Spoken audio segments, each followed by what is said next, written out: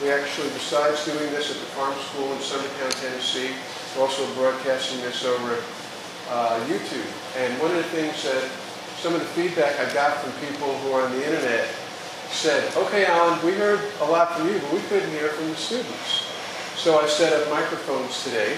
Well, why don't you actually sit over here, so in case you want to speak, we can hear you, okay? And so if you speak kind of like, speak towards the mic so people can hear what you're saying and kind of what interactions we're going to have. All right, we covered a lot of stuff last class. And we talked about deer and dogs and who humans are and family and all that stuff. And maybe some people thought, well, what does this have to do with government? We're kind of like taking the slow road. And we're trying to figure out, do we really need government? What's different from humans and from animals? That humans need government, or do they need government? In today's reading materials, we haven't looked at it yet, but I've included some materials on Lao Tzu, who is kind of the founder of Taoism. And Lao Tzu was very sort of anti-government. He would say stuff like, let's see if I can find you a good quote here. The purpose of human life is to live life according to the Tao, which requires passivity, calm, non-striving, humility, lack of planning. But the plan is to go against the Tao. He believed that a government that would be in accordance with the Tao would not wage war, would not be complex, would not interfere with people's lives, would not wallow in luxury and wealth, and would be inactive, serving mainly as a guide rather than as a governor. Lao Tzu was a philosopher from 369 to 286 BC. That's 200 years before Christ was born. That's how we measure years and time. He basically was very anti-government. He didn't think we needed government. Matter of fact, he thought if human beings are the best they can be, if you don't go on ego trips, don't be weird, we don't need government. That's what Lao Tzu said. So I want you to kind of think about that. I want to go over what we talked about, and maybe you could focus in on this too. It's sort of to kind of go back and recap what we talked about in the last lesson. We talked about the difference between humans, dogs, and deer. And humans, maybe we could call us tribal animals, which means we like to gather together. Deer and dogs also are kind of herd-type animals. You put a lot of dogs together, they're going to run in a pack. Deer seem to run together as well. So those are similarities. Humans, dogs, and deer all like to eat, drink, and sleep. As a matter of fact, they need to. That's a need. They all want shelter, although deer maybe don't need as much shelter. All animals, humans and dogs and deer, need self-preservation. There's a need to keep alive. All of those will defend themselves. So far, humans, dogs, and deer are pretty similar.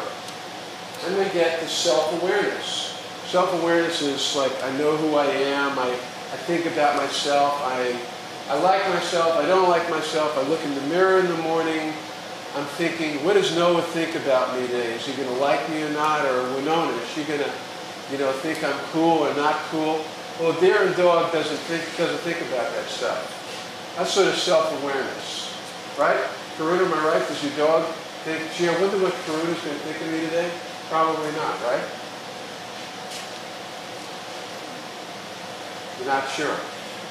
Okay.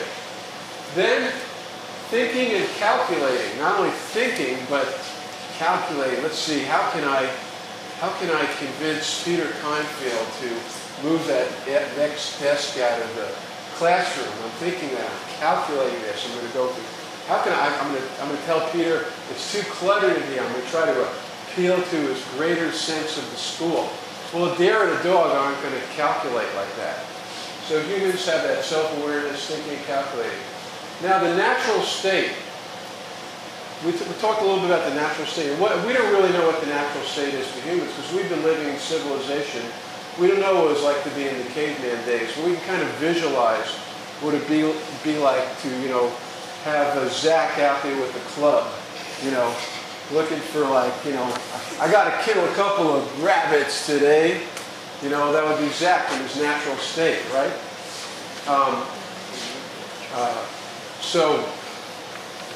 Or Alicia, she's like out there, you know, grabbing acorns because she's really hungry. So that's kind of, we kind of think what the humans would be like in the natural state. We can see what deer are like in the natural state since they're out there. They're just free and wild. And we start thinking, is the natural state a free state? Do we get to do as animals or humans anything we want to do? I want to munch on that leaf over there. Yum, yum, yum. So I'm free to do that. Nobody's going to come over and say, Alan, don't do that, or that's my leaf. Get away. Yes, Bruno? Oh no, there was a tick on my arm. What's that? There was a tick on my arm. Oh, a tick on her arm. Move the microphone closer to her while Okay. she says that. Really. A tick that is free to do what that tick wants. Until I kill it. Munch on Karuna's armpit. Okay. Let's see here. So, humans can work together. We can actually decide to cooperate and put something together that we're going to gain. Animals usually can't do that. They can't go, you know, one dog up. We have a disagreement. Peter, speak up. I mean, there is a lot of pack animals that work in packs. There is even insects. Insects. Incredibly well organized social. Look under here. Ants and bees. I had the exception.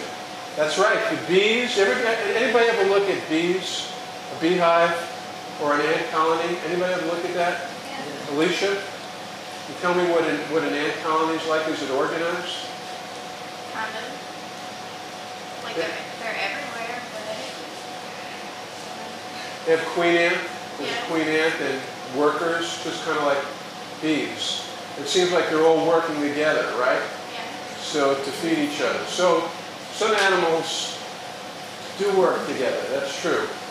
Then right and wrong. Well, we talked a little bit about right and wrong and a sense of right and wrong. Humans have a sense of right and wrong. We don't know whether they're really born with it or they acquire it later. But animals don't really have that. Then there's humans can do wrong intentionally. You ever hear of, you know, people sometimes call other people evil. I don't know if I really subscribe to that, but, you know, are there some people who you know are just going to do something just to get at you? They're bad. Some people do bad stuff, right? Maybe even some of us in this room. And we can intentionally do that. Well, animals usually are able to do that, be intent on doing something wrong. And how about emotional needs? Humans have emotional needs. We like to be stroked. We like to be told, Elizabeth likes to be told how cool she is or what a good person, right? Yeah. No. You're just being disagreeable, right?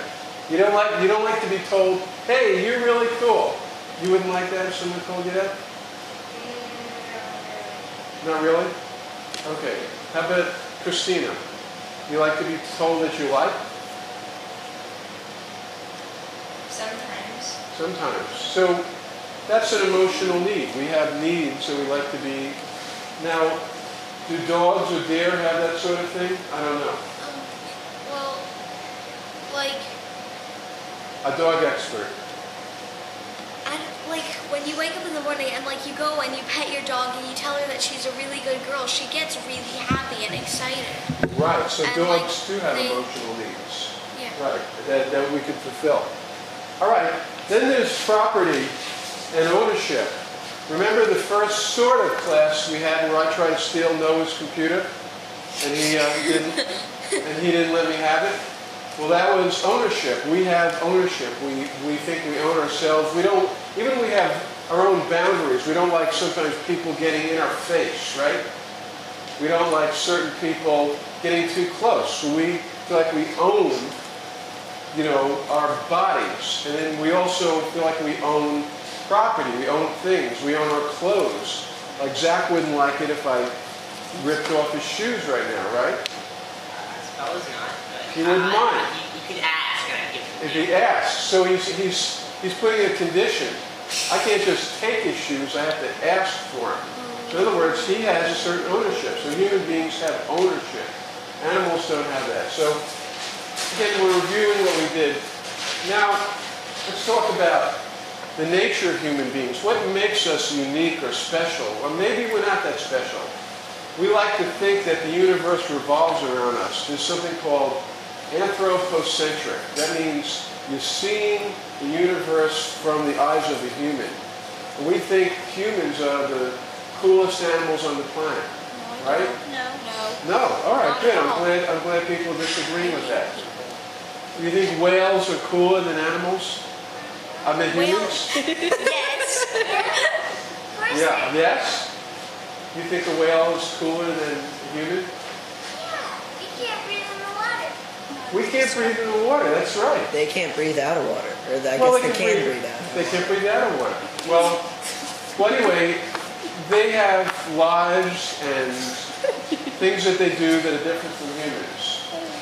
We also, now, Sartre said that we're born with a clean slate. When we're brought, my wife just went up to Baltimore to be with my daughter-in-law. She's going to have a baby. That'll be my, fifth grandkid. And so when those babies come into the world, are they all really pure? Do they have any sense of right and wrong? Do they have anything about them? Or are they just like this, well, I was going to say this blank blackboard, but obviously it's not blank. They come out crying and nobody wants to hear them cry. That's just annoying. Some come out crying. Yeah. Now, free will. Remember we talked about being free? Am I funny? No? Is it a joke? You let me in on it? We're known as a sadist. What's that? We're known as a sadist. We're known as a sadist. You said Okay. Noah said someone said some come out crying, and I said some come out dead. Some come out what? Dead. Dead. Ones that aren't crying. Oh, okay. Yeah, sometimes that happens. Yeah. We'd rather have a crying baby. Yes. Yes. Humans Yes, can make moral judgments. And then we also never talked about Sigmund Freud, the id, ego, and superego. Does anybody remember about that, what the id is? There's this old science fiction movie called Forbidden Planet. Has anybody ever seen that? All right, I get a few hands. You saw the Forbidden Planet? All right, on Forbidden Planet, these people travel all the way to the end of the universe. They land there, and they find this planet with all these machines. And the machines go all the way into the center of the planet. And what the machines do is anything you think you can create. So if I wanted, like, to say, I wanted a Mercedes-Benz, I would just think it, Mercedes-Benz would just appear, just like that. They devised this whole planet, but all the people who built this planet, they weren't there. And they couldn't figure out what happened to them. Well, because they all started wishing death on each other. Right. Did you see the movie? Yeah, I've seen some of Okay. that. And so what happened is they were destroyed by monsters of the id. And so during the night, they were these very civilized people, but during the night, during the dream state, they'd start thinking all the stuff, their id, which was like, hey, I don't like you, I think I want to kill you, or all the stuff that they were not inhibited by their ego or superego would come to life. And let's say I really, I had an argument with Zach, okay? And I went to bed that night. Normally, me and Zach are just going to argue, but I went to bed that night. In my dreams, I punched Zach out. But I wouldn't do that normally. But in my dreams, my id was just like free to go through all of these primal desires. Well, that's what happened to the Forbidden Planet. All this advanced civilization died from the id. So the id is your kind of, I don't know if I want to call it your animal instincts, but your primal instincts, your need to eat, sleep, defend yourself without any check, without any government, which is your ego and superego. Then Jung talked about, remember how we talked about the other day that we're all not just separate, but we're actually share something. We share some commonality. All right. Everybody following me so far? Yes? Okay. If you have any questions, just stop me. Now, this is needs of humans. Humans need food, clothing, and shelter. We don't need clothing. We don't need clothing. You're right, Molly. No one needs Okay, get clothing. that on camera. Okay, for the YouTube audience, he did not disrobe. All right. Food, clothing, and shelter. Emotional needs. We need the preservation and protection. Procreation, everybody knows what that is, right? No. What? Another word for it is sex, okay? That's part of, humans have a need to do that too, and that actually is tied in with keeping the species alive. Education, do we have a need to be educated? Yeah? I don't know if that's Well, true. if we have no education whatsoever, we're not going to survive very long. Well, That's interesting. we're not surviving very well right now, and we're being led by uneducated people. So, I Well- No, I'm talking, or even before that, like when you're born, you need to be educated somewhat by your surroundings and your parents. Yeah. You have the natural You don't think instinct. without education we couldn't survive? What about the cavemen? That's right. Back when we didn't have yeah, but reading and writing. they educated their children about what they knew about. Okay, they educated their Like they children started. about how to deal with the earth and the environment, right? Yeah, So that was a different type of education. yeah. So we do need, maybe that's part of humans, we need to be able to pass on things that we learn to our kids. I can And do we need order and predictability? Like, do you need to have the sun come up every morning? You need to have things happen again and again so you don't feel, you need to have the earth not shake. Here's something, when I went down to Guatemala, I lived there for a couple of years, and the first thing that happened to me that just like totally freaked me out was suddenly one morning I woke up and the earth started shaking underneath. And I was like, whoa! And I realized I had been like depending upon the earth to be there. And I didn't want the earth suddenly to slam me in the face. It was very scary. So we sort of want the predictability. And the safety. We want to be safe. So those are some of the needs of humans. Can anybody think of any other needs that we have as people? Yes. We need to see. What's that? We need to see. That's We not need to true. see. There are a lot of people. There are blind people, and they don't. They either have dogs or a person or a stick that helps them. Right, so the blind people, they don't need to see, that's the point. The seeing helps, so senses, what you're saying is we need to be able to utilize the senses. Peter? Affiliation. Affiliation. And I tried to argue a little bit in my paper that the thing that was not so uncommon, that was common for humans, natural state, unnatural state, and animals, is that many of all of those have a need for affiliation. And that in fact, the cost of freedom, where we traditionally think our freedom is limited, is not in conflict with nature, but is when we run into other people. Yeah. Because we like to be around them. Everybody know about the French Revolution? Well, you know what the slogan of the French Revolution was? Libertad, égalité, fraternité, right? Fraternity. My French is terrible. But liberty, everybody knows what that is. Equality means being all equal. Fraternity, meaning the brotherhood or sisterhood, is what Peter's talking about.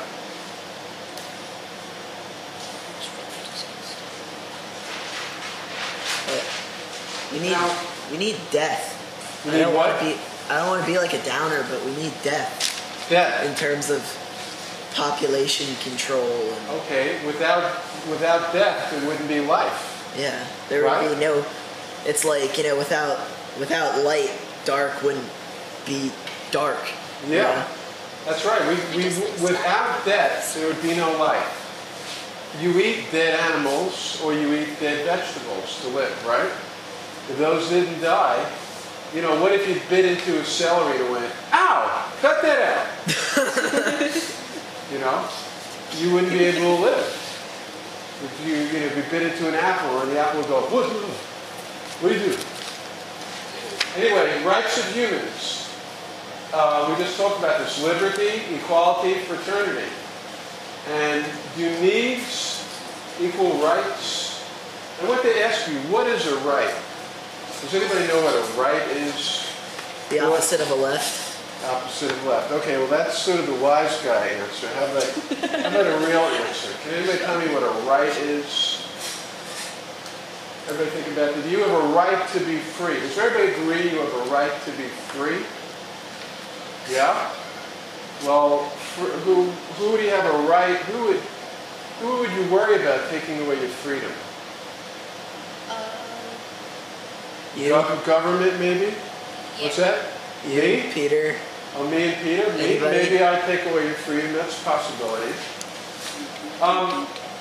So let's just think about that. What are rights? Rights and needs.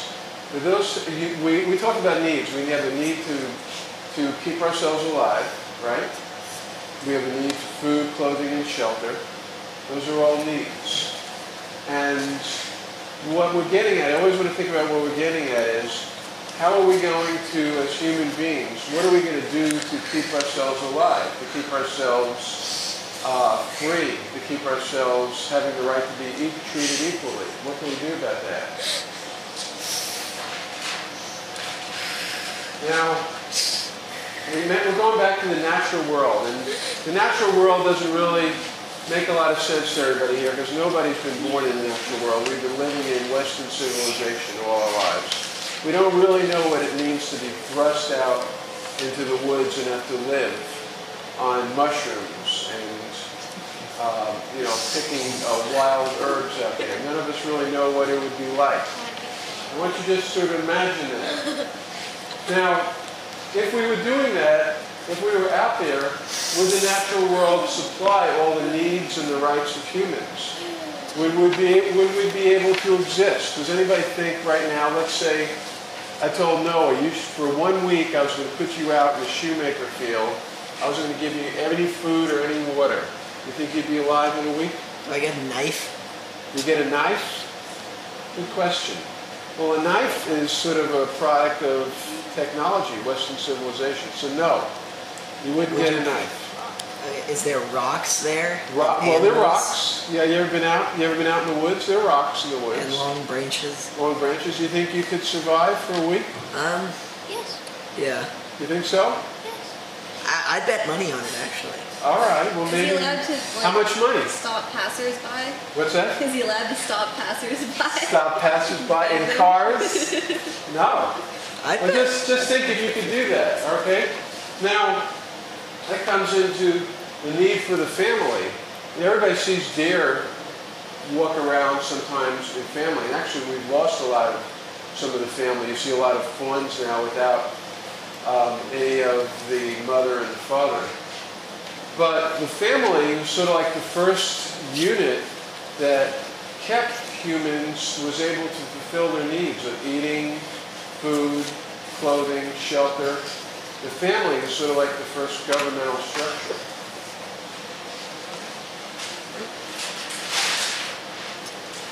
Now, we talked a little bit about what the social contract is. Does everybody know what that is?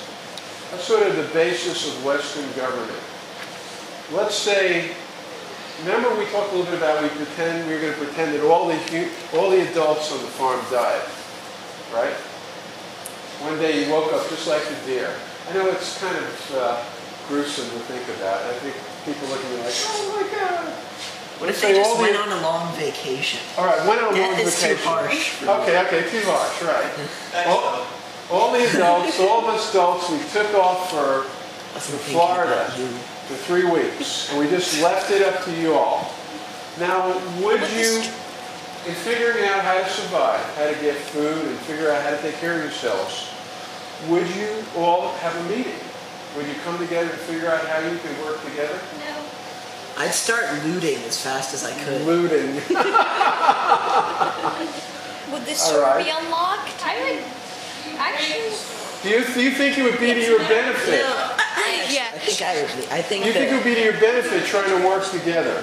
Yeah. I I think think Yes. so, because we have a lot of younger kids on the farm, and they Yeah. don't necessarily take care of themselves. Right. So it would be right to have a meeting and figure out who's who's going to take care of who. Okay, so everybody hear that? Winona says there'd be a lot of younger kids on the farm who just couldn't loot like Noah. Well, no, I was going to correct myself and say that I think that there would be sort of almost in the beginning, there would be chaos. There'd be chaos, right? And then we'd sort of like, it boiled down once like I punched Winona in the face over a Twinkie that was in, the Skinner's house or something.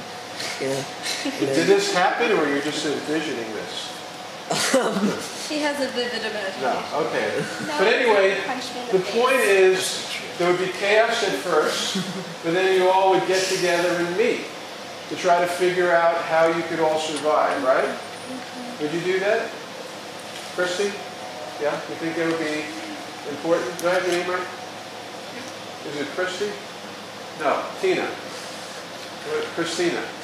Christina, okay. I got it. Work from the ground up, Okay, Christina, you think it would help to get all the kids together to meet to figure out how you all would take care of each other?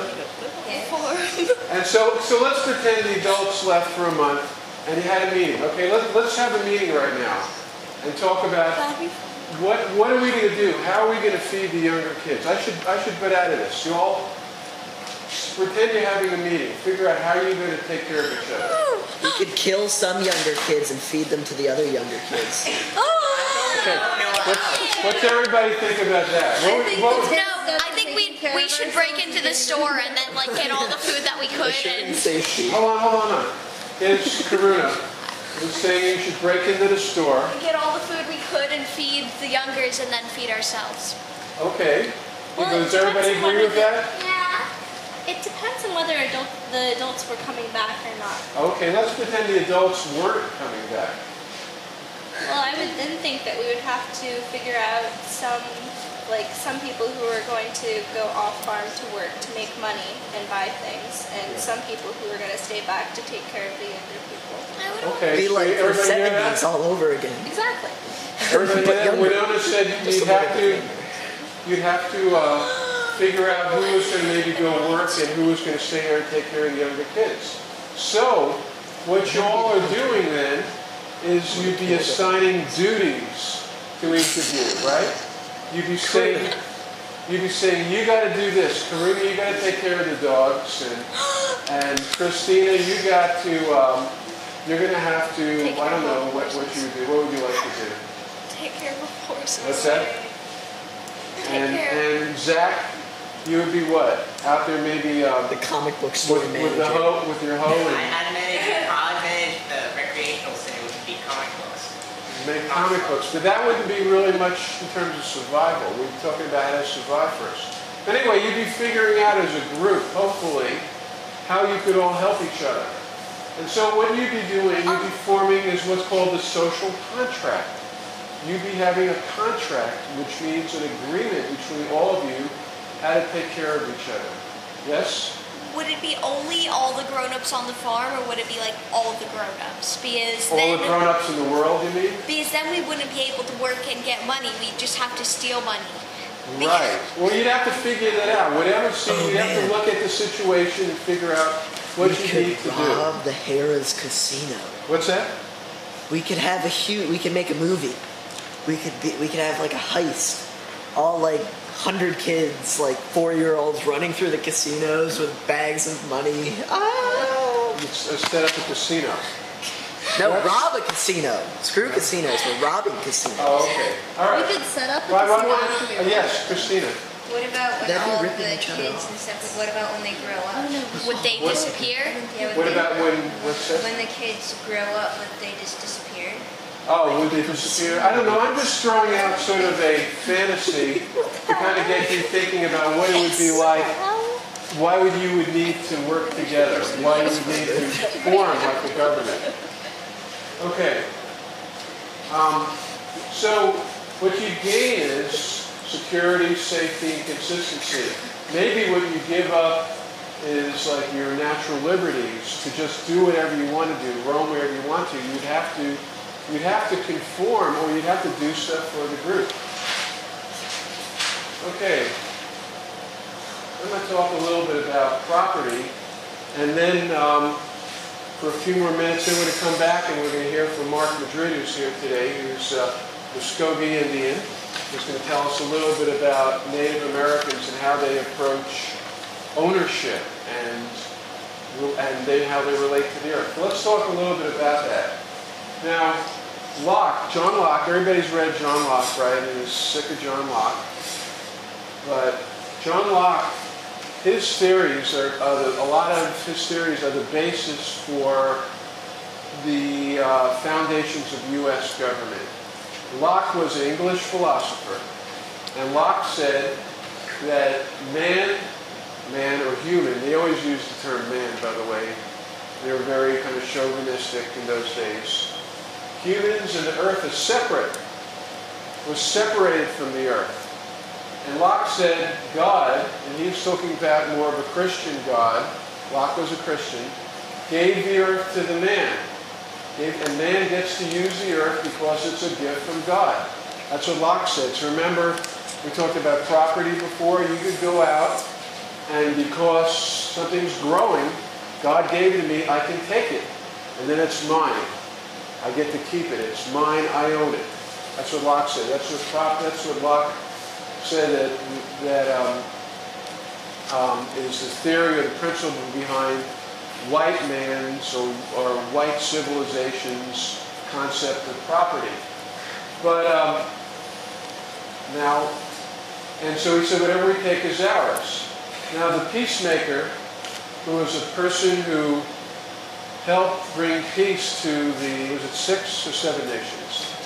6 nations. 6 nations were nations of Native Americans who lived mostly in the northeast of the United States, who were at war with each other for many years. There was this person called the Peacemaker who came and talked to all the nations and talked about peace. And he talked about a different concept of ownership, and maybe not really was ownership, and Mark's going to talk about that. Nothing left here. So, kind of just to get back to kind of retrogress. And so human beings are different from animals. We have needs. We have the need for freedom, for food, clothing, and shelter. We're different because we think, we calculate, we're self-aware. Maybe we have a sense of right and wrong. All of that, and that we have the ability to work together differently from ants or bees.